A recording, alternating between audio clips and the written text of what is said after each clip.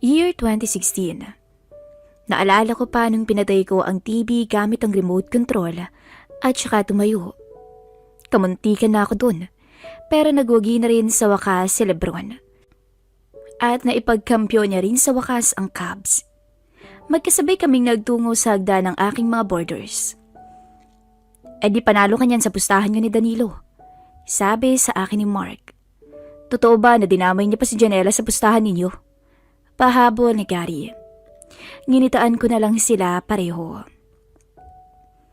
Sila Mark at Gary ay kapwa kong mga team leaders sa isang call center sa Mandaluyong, pero sa ibang account. Nagkakilala na lang kami sa intramurals at mula noon ay naging magkakabarkada. Nang maipundar ko itong bahay na ito at nagdesisyon na ipaupa ang 2 bakanting kwarto, ay sa kanila ko na rin kaagad inialok. Si Danilo naman ay kapwa rin naming TL, pero pareho naman kami ng account. Sa katunayan, kasamahan ko siya sa cluster at katabi ko pa ng workstation. 3 palapag ang bahay ko. At dahil nasa 2 palapag ang mga kwarto nila Mark at Gary, ay iniwan ko na sila patungo sa sarili kong kwarto. Pagkasara ng pinto, ay agad akong nahiga. Dahil na rin siguro sa adrenaline rush dala ng pagkapanalo ng Cubs, ay hindi pa ako inaantok. Kaya tuloy ay napamuni-muni muna ako at pinag-isipan ang huling sinabi ni Gary kanina. Noong simula ng series ng laro, ay naghamon ng pustahan si Danilo sa akin. Alam niyang die-hard Cubs boy ako. Laking Cleveland kasi ako pero pinauwi ako ng Pilipinas ng magulang ko dahil sa gulong sinalihan ko noong high school ako.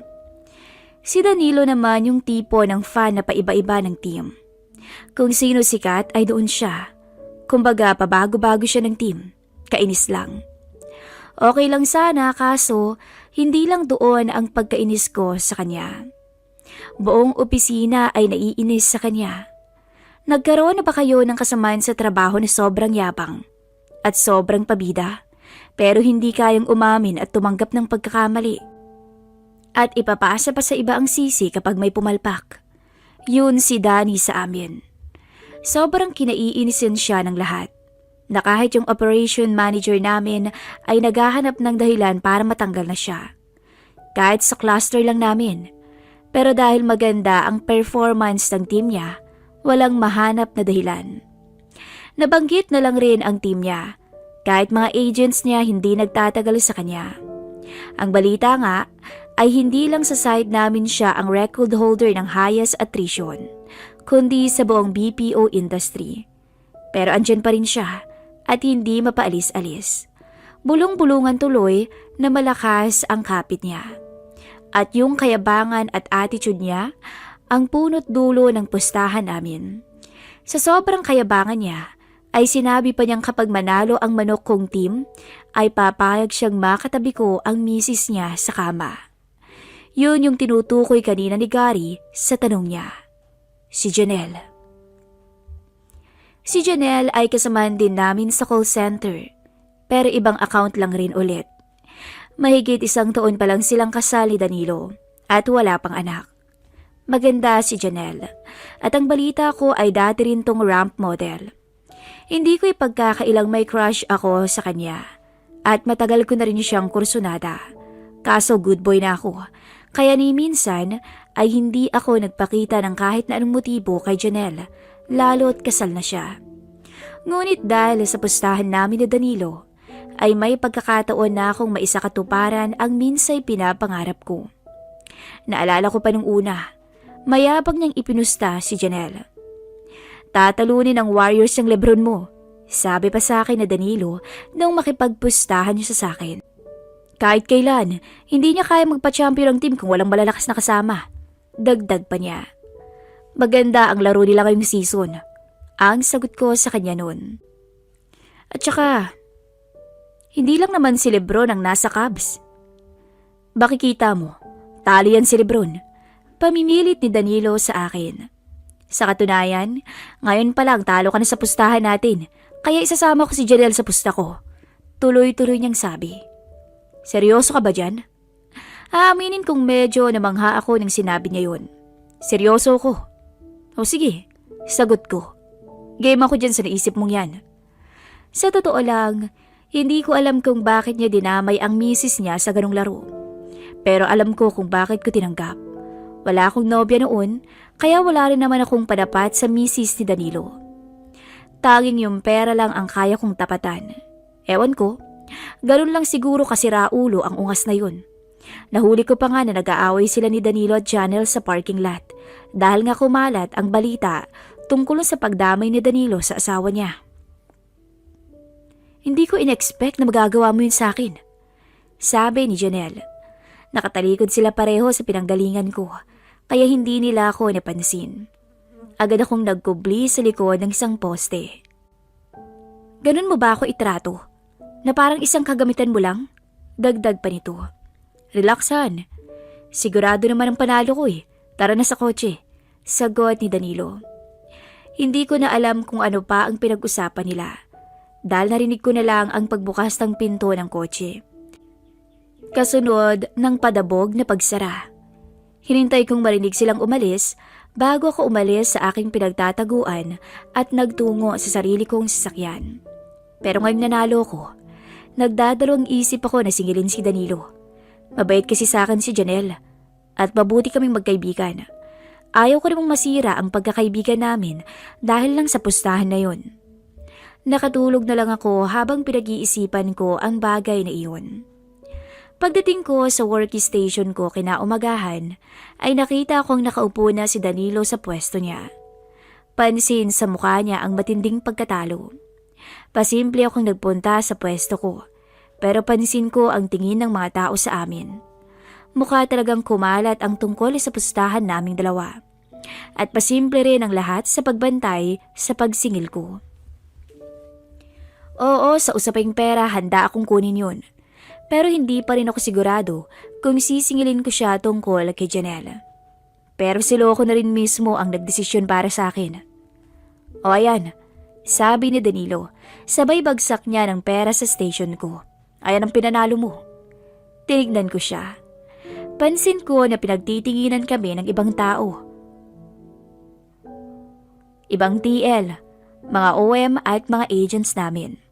Salamat. Ang sabi ko ng medyo malakas para marinig ng lahat. Parang normal lang ang araw namin. Or in this case, gabi. Maya't maya maninikaw ng agent si Danilo. Dati-rati na niyang ginagawa yun, pero ngayong shift na to, mas malakas at mas madalas kaysa dati. Hindi naman halatang bad trip siya.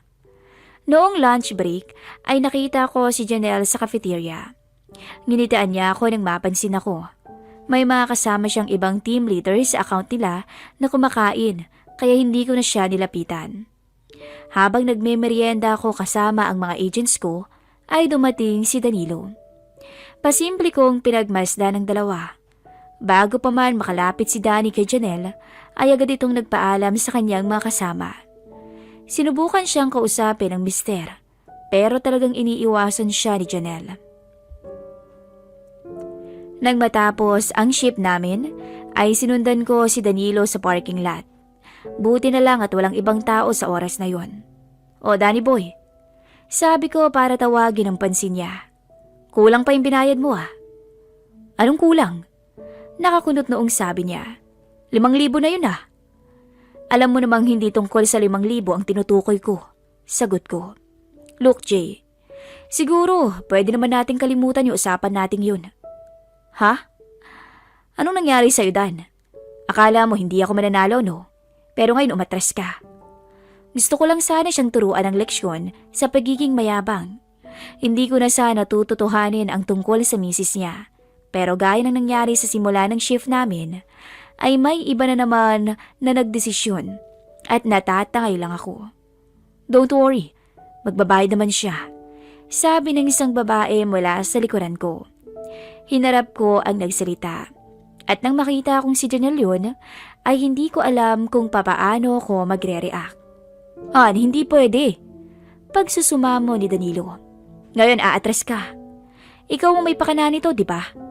Buliyaw ni Janelle sa kanyang mister. Ni hindi mo man lang ako tinanong kung okay lang sa akin na ako ang maging kabayaran pag natalo ka, di ba? Besides, di ba parang gamit lang din naman ako?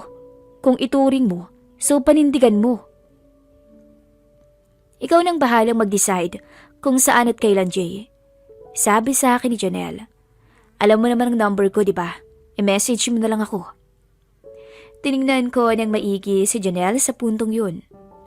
Gusto ko talagang pilitin siya na wag nang ituloy ang kalokohang yun. Baka ikasira pa nilang mag-asawa. Pero kita sa mata niyang desidido na ito. Okay. Off mo rin tonight, di ba? Tanong ko kay Janelle. Yes. Okay, sige. Pa-reserve ako ng room sa New Horizon. Sabi ko. Magkita tayo bandang 6:00. Okay. Text mo anong room number. Ang sabi ni Janelle. Iniwan na niya kami ni Danilo at nagtungo sa kotse ng mister. Ako naman ay hindi na pinansin ang masamang tingin ni Dan sa akin at nagtungo na rin sa sarili kong sasakyan. Sa totoo lang, hindi ko rin naman balak ituloy na patulan si Janelle sa kama. Oo, itutuloy ko pa rin ang pakikipagkita sa hotel kasi gusto ko pa rin turuan ng leksyon si Dan. Pero wala na akong balak kay Janelle. Ayaw ko namang masira ang maayos na pagtingin niya sa akin. Kumuha ako ng room na medyo malawak para medyo komportable kami at kahit sa sofa na ako matulog. Pagdating sa kwarto ay tinext ko agad si Janelle ng room number gaya ng napagkasunduan. Nakatanggap ako ng sagot mula sa kanya. On the way na kami, 10 minutes. Ang text message ni Janelle sa akin. Kami? Hindi ko matanggal ang mata ko sa katagang yun. Kasama niya si Mokong. Ano to? Habang naghihintay ay nag-order ako ng food dahil hindi pa nga ako nag-dinner. Wala pang 10 minuto ay may kumatok na sa pinto. Dinungaw ko muna. Tsaka ako pinagbuksan ng pinto si Danilo at Janelle. Naunang pumasok si Dan na para bang isa siyang bida. Malumanay ng ngiti ang sinalubong sa akin ni Janelle. Nag-dinner na ba kayo? Si Janelle ang tinanong ko kaysa kay Danny. Nag-order ako sa room service. Dagdag ko. Hindi pa. Sagot ni Danny. Binuksan niya ang TV at nilagay sa balita. Tsaka naupo sa sofa.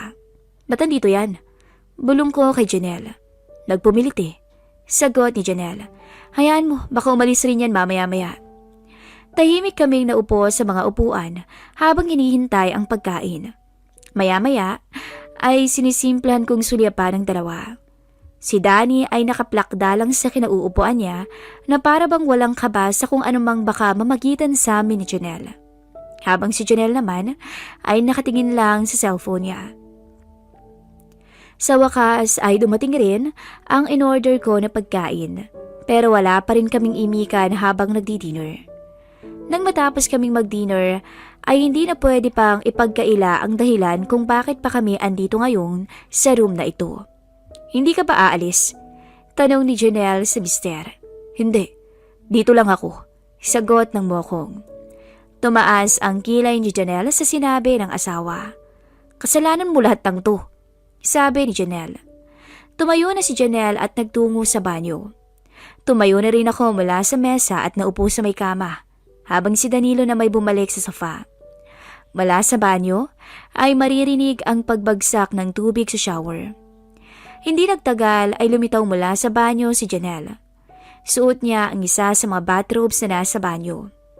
Nakataas pa sa batok niya ang mahaba niyang buhok. Ako naman ang nagpunta sa shower para maghanda at siya naman ang naupo sa may kama. Dahil naligo na ako sa bahay bago umalis, ay nagsipilyo at nagbanlaw na lamang ako. Sinuot ko na rin ang bathrobe bago bumalik.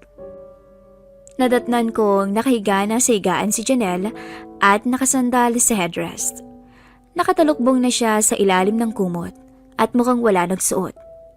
Lumipat naman si Danny sa isang upuan na nasa sulok at malapit sa paanan ng bed. Lumapit ako kay Janelle at saka ako napaisip kung paano ko tatabi sa kanya. Inangat ko na lang ang kumot sa gilid ko at saka pumailalim at naupo sa tabi ni Janelle. Nakasandal din ako sa headrest gaya ni Janelle habang kinakalas ko ang pagkakabuhol ng sintruan ng bathrobe ko. Hinarap ko si Janelle. Sigurado ka ba sa bagay na to? Bulong ko sa kanya. Gusto ko pa rin siyang bigyan ng huling pagkakataon na umatras. Hindi ko rin sigurado. Pabulong na sagot niya. Pero gusto ko sanang magtanda si Danny sa ginawa niya. Umayos ng higa si Janelle at sumunod na ako. Nakatukod ang isang siko ko at nakatingin sa magandang mukha ng katabi ko. Hindi ko alam kung ano ang dapat kong gawin sa puntong yun. Kaya nilapit ko na lang ang mukha ko sa kanya at nagulat ako nang suyuin niya ako ng malambing na halik sa harap ng mister niya. Sa puntong yun, biglang lumabas ng padabog si Danny sa kwarto. Marahil ay di na nito kinaya ang parusa sa kanya ng misis. Nagkatinginan kami ni Janelle sa inasal ni Danny at muling hinagkan ng malambing ang isa't isa.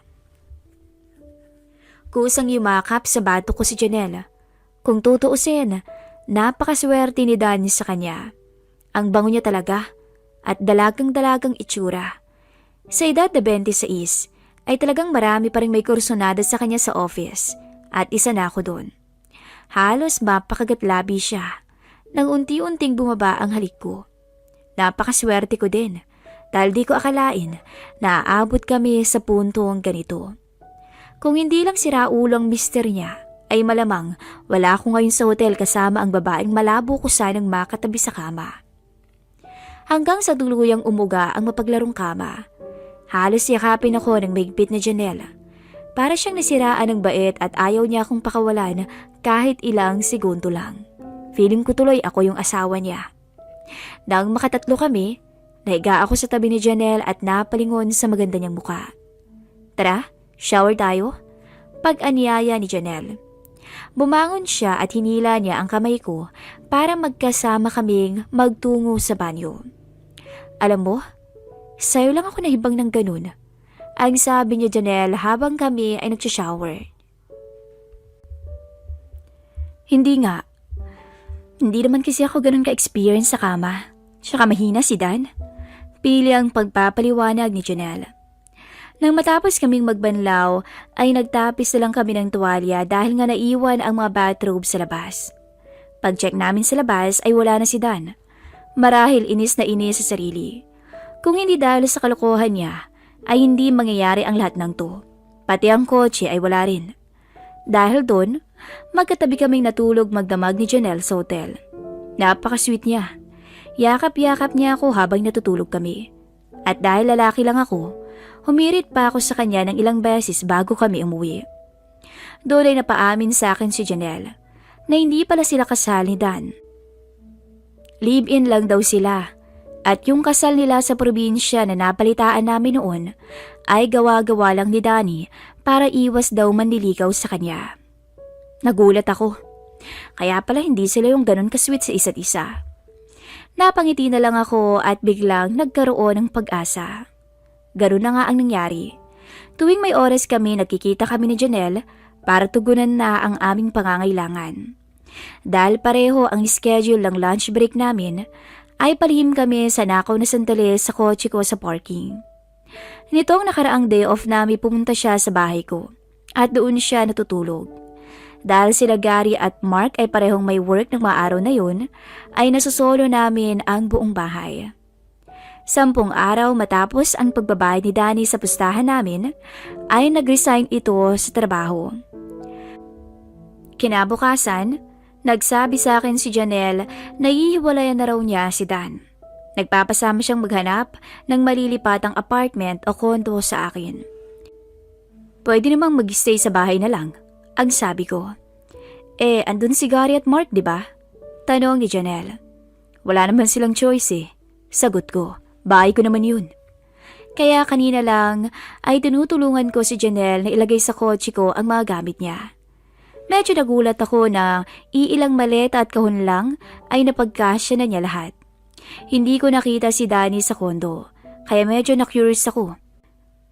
Nang tanungin ko si Janelle kung asan si Mokong, sinabi niyang kusang lumabas lang ng oras na yun. Mula noon, nagsama kami ni Janelle. Alam kong naging usap-usapan yon sa opisina, lalo na't kumalat ang tungkol sa pustahan namin ni Danny. Pero pareho naming pinagkakaila ni Janelle na may nangyari. Nasadyang naging kami lang nang maghiwalay sila. Pero ang hindi namin pinagkakaila ay naghiwalay sila dahil sa pustahan na yun. Hanggang dito na lamang po at sana'y kahit papaano ay magsilbing aral sa mga lalaking hindi nagpapahalaga sa kanilang nobya o asawa.